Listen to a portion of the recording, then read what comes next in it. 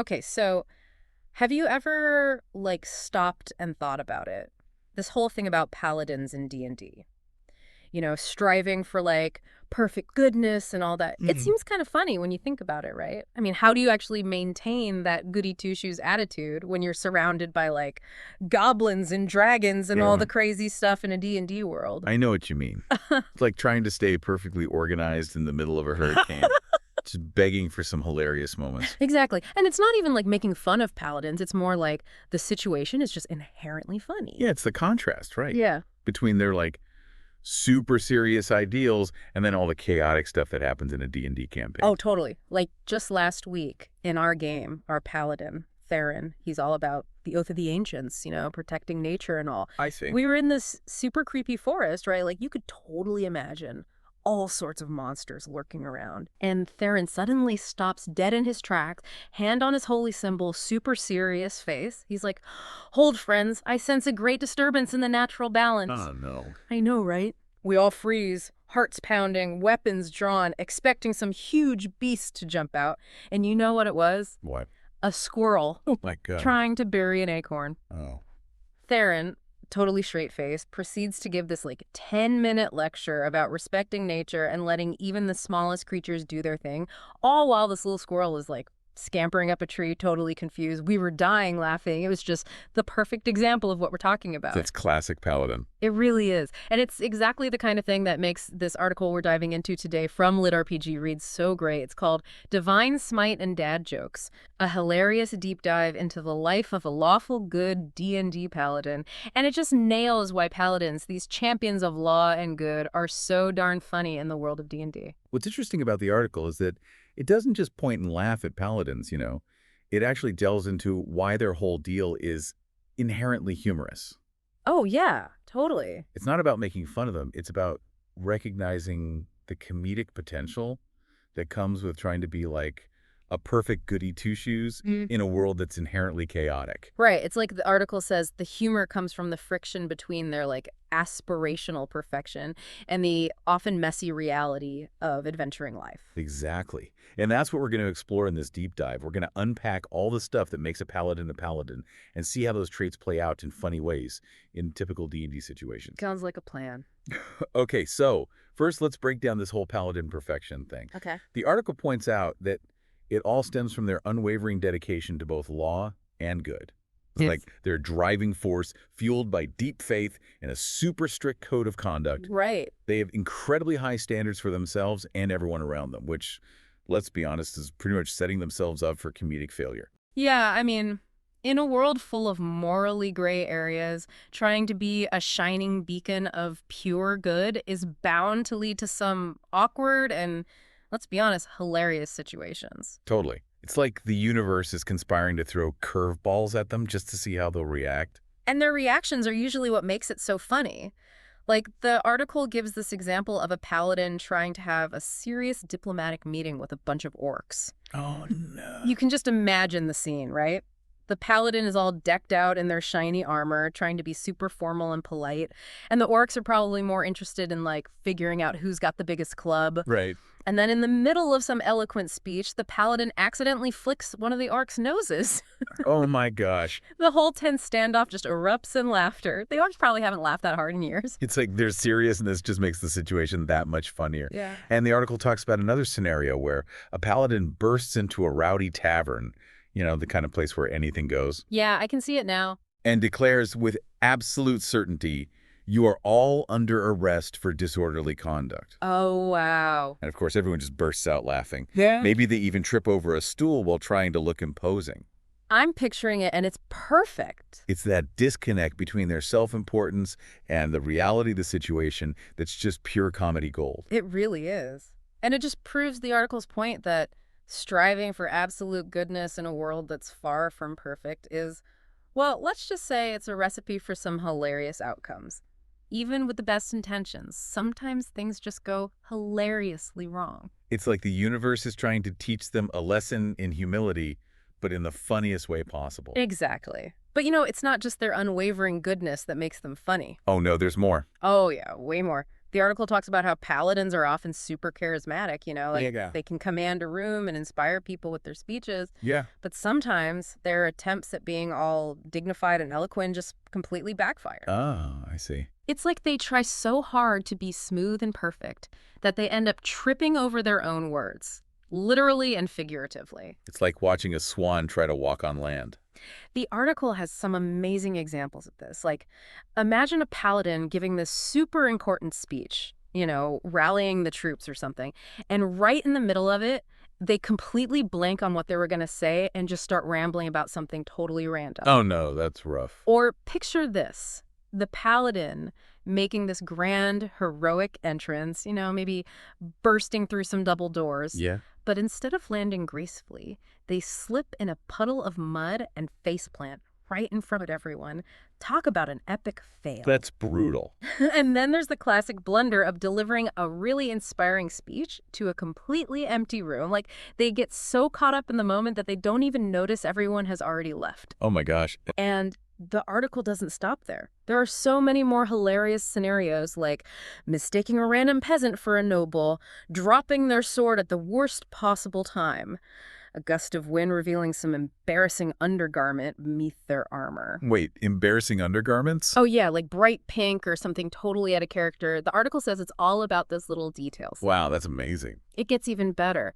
Picture a paladin with their hair all perfect, getting their helmet stuck, or sneezing uncontrollably because of some random allergy right when they're taking a solemn oath. Oh, no. Or saluting with the wrong hand, in a moment that's supposed to be super serious. The article says it's all about the unexpected. I love it. And it keeps going. Imagine them doing this awkward interpretive dance while trying to dodge attacks. Okay, that one I have to see. I know, right? Or picture them accidentally breaking into song during a somber chant, completely off-key, of course. Oh, man, these are priceless. And my personal favorite, the image of a paladin trying to ride a stubborn donkey into battle. Okay, that's just too good. But what's cool is that the article doesn't just present these as funny moments. It also talks about how they can actually make the role-playing experience way better. I can see that. Like, these little mishaps can make the paladin more relatable and human. It's like they're not just this perfect, untouchable ideal anymore. Right. They have flaws and make mistakes just like everyone else. Yeah, it gives them depth. Exactly. The article even gives this example of a super serious paladin slipping on a banana peel during an important negotiation. It's a total slapstick moment, but it forces the paladin to confront their own fallibility, It's like a lesson in humility. And I bet it totally changes the tone of the negotiation, too. Oh, absolutely. It's those unexpected moments that can really shake things up and make the story more interesting. The article even suggests that sometimes these blunders can lead to something positive. How so? Like, imagine a paladin trying to be all diplomatic, but they end up saying something totally silly or making a really bad pun. Okay, I can see that happening. And instead of ruining things, it somehow wins over the other side. It's like their sincerity and awkwardness just disarm people. Yeah, it's the unintentional charm. Exactly. It's those kinds of moments that make you realize that perfection isn't always the best way to go. Sometimes it's the flaws that make things more interesting and memorable. So we've talked about their goodness and their sometimes questionable charisma, but there's another big part of the Paladin's identity that leads to some seriously funny situations. Their oaths, right. Bingo. Those sacred vows that they swear to uphold. The article points out that a Paladin's strict adherence to these oaths can be a goldmine of comedic potential. Oh, absolutely. Because they take them so seriously. Exactly. And the article breaks it down by different oath types. Oh, cool. Like take the oath of devotion. This is all about protecting the innocent, right? Yeah. Well, imagine a paladin who's so devoted to this oath that they start smiting inanimate objects because they vaguely resemble a threat. Like what? Like a scarecrow. Or a pile of laundry that looks vaguely humanoid in the dim light. It's that over-the-top reaction that's just hilarious. It's like their common sense takes a back seat to their oath. Exactly. And then you have the oath of vengeance. Imagine a paladin who drips over a chair and then challenges the chair to a duel. Seriously. Seriously. Right. It's that level of taking things literally that's just comedic gold. Oh, man, that is so funny. And then there's the Oath of the Ancients, which is all about preserving nature and stuff.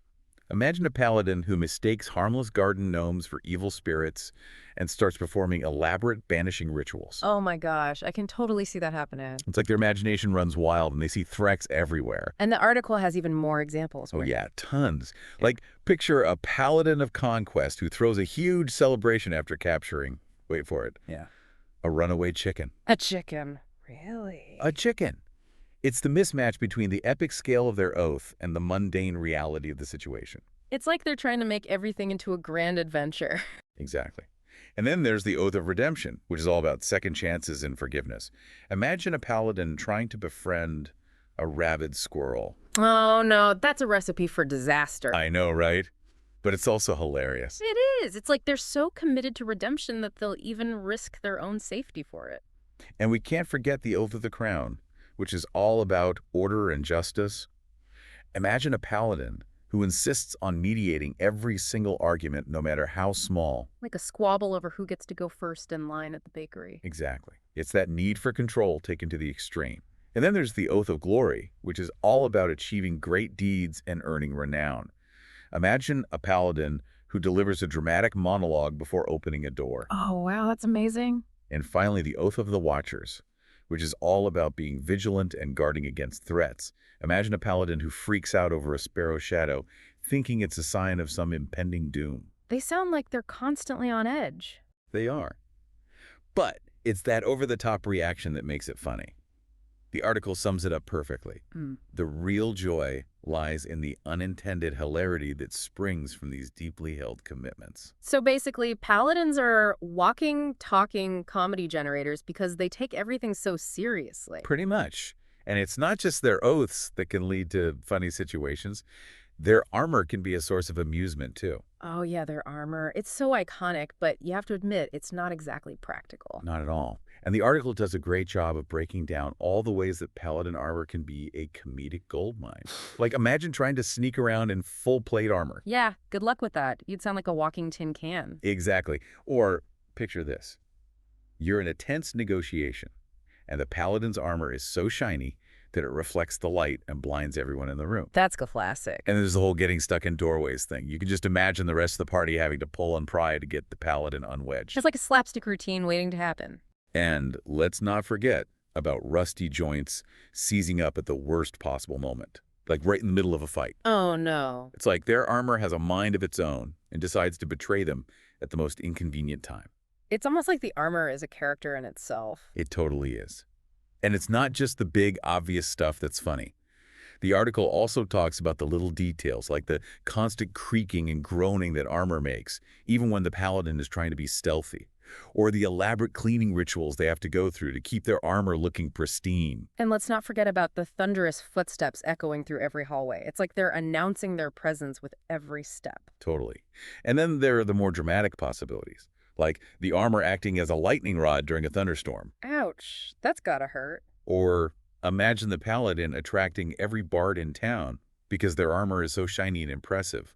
Suddenly, they're being serenaded left and right, whether they want to be or not. That's hilarious. And it makes you wonder how they ever get anything done with all those distractions. Right.